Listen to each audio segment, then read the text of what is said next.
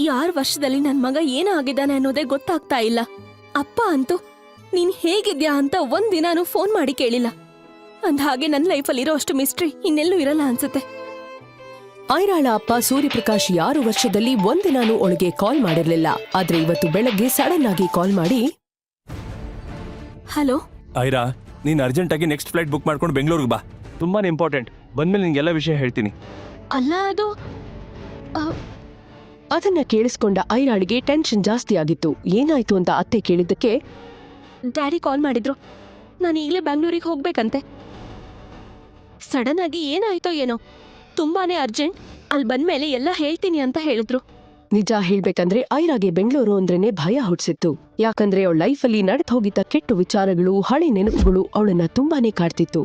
ಅವಳ 6 ವರ್ಷದ ಮಗಳ ಮೇಲೆ ಇದ್ಯಾವುದರ ನೆರಳು ಬೀಳ್ಬಾರ್ದು ಅನ್ಕೊಂಡಿದ್ಲು.